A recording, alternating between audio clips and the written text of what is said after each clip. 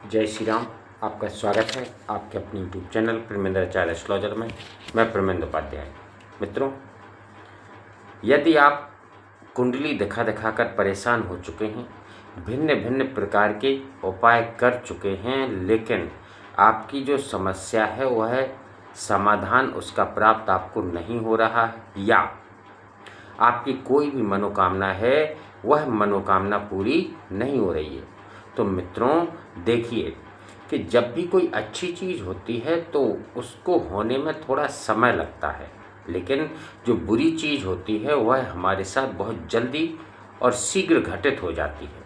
अब जो अच्छी चीज़ होती है उसे प्राप्त करने के लिए हमारे अंदर श्रद्धा और विश्वास का होना बहुत अधिक आवश्यक होता है, क्योंकि जब तक पूर्ण रूप से श्रद्धा या विश्वास नहीं होगा तब तक हमें सफलता या हमारी मनोकामना की पूर्ति नहीं हो सकती। अब श्रद्धा और विश्वास कैसा कि अगर मन में एक क्षण के लिए भी विचार ये आ गया कि पता नहीं यह उपाय हमारा काम करेगा या नहीं करेगा, उसी क्षण समझ लेना कि आपके लिए यह उपाय कारगर नहीं होगा, यानी यह उपाय आपके लिए कार्य नहीं करेगा। इस बात का विशेष ध्यान रखने की आवश्यकता है। इसलिए जब भी कोई उपाय करें तो उस उपाय से संबंधित किसी भी प्रकार के नेगेटिव विचार को अपने अंदर बिल्कुल भी ना आने दें।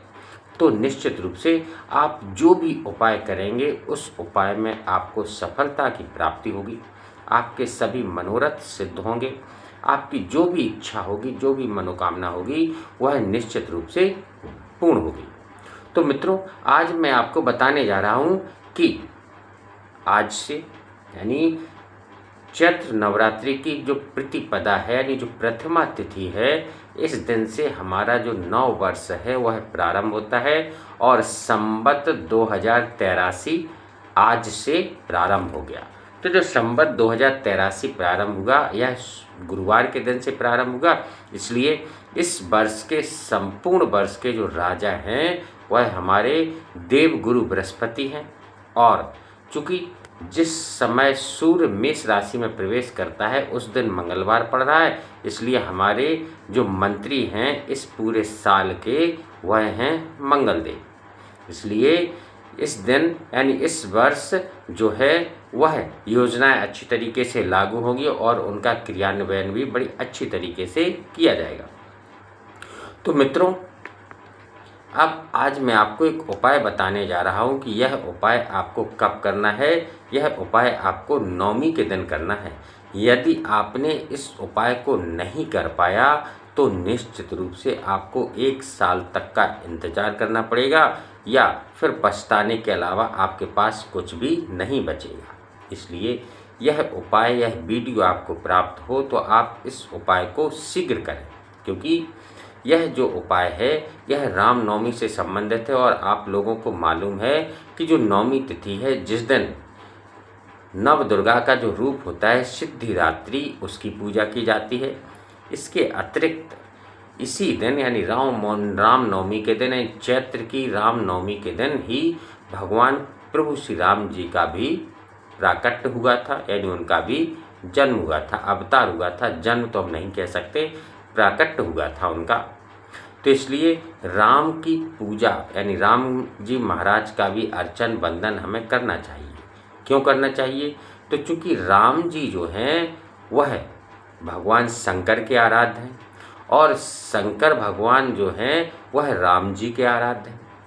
आपको पता होगा कि जब भी भगवान श्री राम जी ने रामचरितमानस या रामायण में आपने पढ़ा होगा कि जब उन्होंने सेतु का निर्माण किया था उससे पहले उन्होंने भगवान शंकर की स्थापना की थी, शिवलिंग की स्थापना की थी, शिव की पूजा की थी। उसी प्रकार से शंकर भगवान जब भी समाधि में चले जाते हैं, जब भी अपनी योग मुद्रा में चले जाते हैं, तो वह केवल प्रभु श्री राम जी का नाम ही जप करते हैं, यानी ये दोनों एक दूसरे के उपासक हैं। तो जो यह उपाय है यह आपको रामनवमी के दिन करना है, जो कि 27 मार्च को पड़ रही है।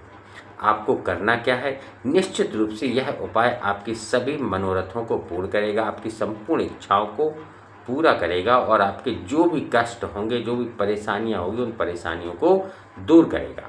बस आप पूर्ण श्रद्धा और विश्वास के साथ इस उपाय को कीजिए। इस उपाय के लिए आपको क्या लेना है, आपको लेना है 9 पान के पत्ते। जो पान होता है, पान के 9 पत्ते आपको लेना है, डंडी वाले।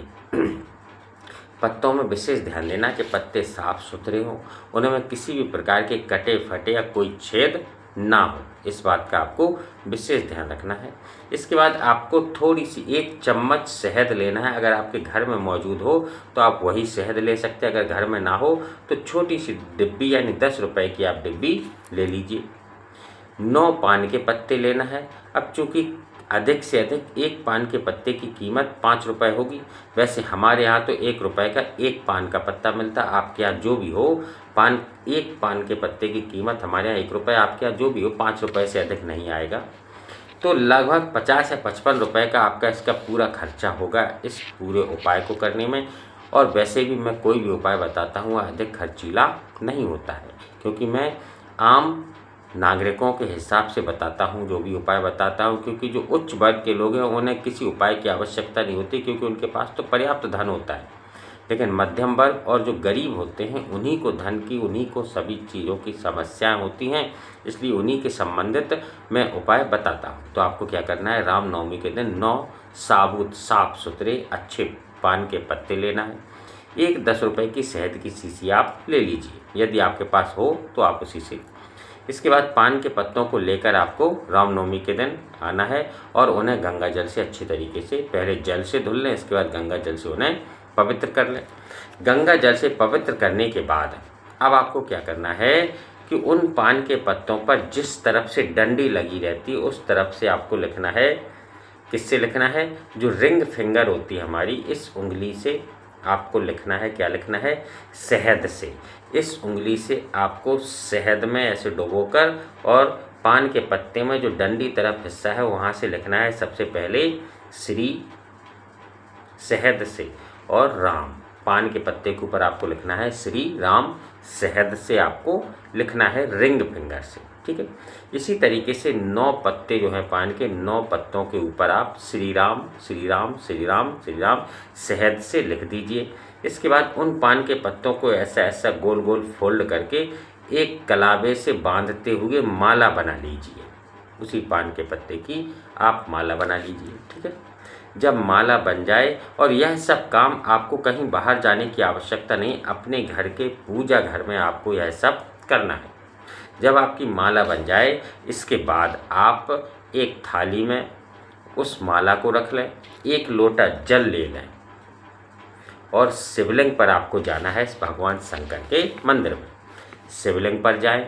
शिवलिंग पर पहुंचकर सबसे पहले आप शंकर भगवान को 1 लोटा जल अर्पित करें। इसके बाद जो आप पान की माला लेकर गए हैं उस पान की माला को भगवान शंकर को पहनाएं, अर्पित करें। इसके बाद उसी शिवालय में बैठकर, शिव मंदिर में बैठकर आपको क्या करना है, प्रभु श्री राम जी की जो राम स्तुति है उसका पाठ करना है। कौन सी, श्री रामचंद्र कृपाल भजमन हरण भवभय दारुणम नवकंज लोचन कंज मुख कर कंज पद कंजारुणम कंदर्प अगड़तमित छब नवनील नीरज सुंदरम पटपीत मानव तड़ित रुचि शुचि नौमि जनक सुतावरम भजदीन बंधु दिनेश दानव दैत्य वंश निकंदनम रघुनंद आनंद कंद कौशल चंद दशरथ नंदनम सिर मुकुट कुंडल तिलक चारु दारु अंग विभूषणम आजान भुज सरचापधर संग्राम जित खरदूषणम इति वदत तुलसीदास शंकर शेष मुनिमन रंजनम मम हृदय कंज निवास कुरु कामादि खलदल गंजनम मनुजाहि राच्यु मिलहि सोबर सहज सुंदर साबरो करुणा निधान सुजानुशील शनेहु जानत राबरो यही भांति गौर असीस सुन सिय सहित ही हरसी अली तुलसी भवानी पूज पुन पुन मुदित मन मंदिर चली जान गौर अनुकूल सिय ही हर सुन जाई कही श्री मंजुल मंगल मूल बाम अंग फरकल लगे। श्री रामचंद्र की जय। इस तरीके से आप भगवान शंकर के सामने वहीं बैठकर राम स्तुति करें। इसके बाद वहीं बैठकर आपको 3 हनुमान चालीसा के पाठ भी करने हैं। 3 हनुमान चालीसा के पाठ करने के बाद आप शंकर भगवान को प्रणाम करने जाएं। अगर आप दीपक प्रज्वलित कर दें वहाँ तो और अच्छा है, यदि ना हो दीपक तो कोई बात नहीं, आप अपने साथ एक घी का दीपक या घी ना हो तो तिल के तेल का दीपक आप भगवान शंकर के सामने प्रज्वलित कर दें, उसे जला दें। जलाने के बाद आप अपना जो मस्तिष्क है वह शिवलिंग पर ऐसे टेक दें। टेकने के बाद आपकी जो भी इच्छा हो, जो भी मनोकामना हो वह कहिए। इसके बाद जो नंदी महाराज हैं, नंदी महाराज के कान में जाकर आपको अपनी मनोकामना, आपको अपनी इच्छा या आपकी जो भी परेशानी हो उसको नंदी महाराज के कान में बोलना है, ये करना है। इसके बाद निश्चित रूप से उसी मंदिर में हनुमान जी का भी मंदिर होगा, तो आपको हनुमान जी महाराज के लिए एक मीठा पान, लौंग वाला मीठा पान लगाकर आपको हनुमान जी महाराज को अर्पित करना है। सिंदूर और चमेली का तेल भी हनुमान जी महाराज को आपको अर्पित करना है। उसी दिन, नवमी के दिन, आपको सिंदूर, चमेली का तेल और एक मीठा पान, बीड़ा जिसे हम बोलते हैं मीठा पान, आप लगवा कर ले जाएं, लौंग भी डला हो उसमें, उसे हनुमान जी महाराज को अर्पित करें। ठीक है, इस उपाय को आप कीजिए, निश्चित रूप से आपको बहुत अधिक लाभ प्राप्त होगा। आपकी जो भी मनोकामना होगी वह पूर्ण होगी। निश्चित रूप से नंदी के कान में बोलने से निश्चित रूप से आपकी मनोकामना पूर्ण होगी। रामनवमी का इतना अधिक विशेष महत्व होता है, इसलिए मित्रों आप रामनवमी के दिन इस उपाय को अवश्य कीजिए, आपको संपूर्ण लाभ की प्राप्ति होगी। बस श्रद्धा और विश्वास के साथ करना। वीडियो अच्छा लगे तो चैनल को सब्सक्राइब कीजिए। यदि आप चैनल पर पहली बार आए हैं तो स्वागत है आपका, सब्सक्राइब कर लीजिए, बेल आइकन का बटन दबा दीजिए और कमेंट बॉक्स में मेरे आराध्य प्रभु श्री राम जी का नाम अवश्य लिखें, क्योंकि राम जी के नाम से हनुमान जी महाराज प्रसन्न होते हैं और जब हनुमान जी महाराज प्रसन्न हो जाते हैं तो आपके लिए कोई भी कार्य असंभव नहीं रह जाता। इस नियम का भी यही लॉजिक है कि अगर आपने राम जी का नाम लेकर शंकर भगवान को अर्पित किया तो इससे शिव जी भी प्रसन्न हुए, राम जी भी प्रसन्न हुए, और जब राम जी का नाम आपने लिया तो हनुमान जी महाराज प्रसन्न हुए, और जब हनुमान जी महाराज प्रसन्न हो गए तो आपको अष्ट सिद्धि नवनिधि के दाता, जिन्हें हनुमान जी महाराज निश्चित रूप से आपको प्रदान करेंगे। आपकी जो भी इच्छा होगी, मनोकामना होगी वह पूर्ण होगी।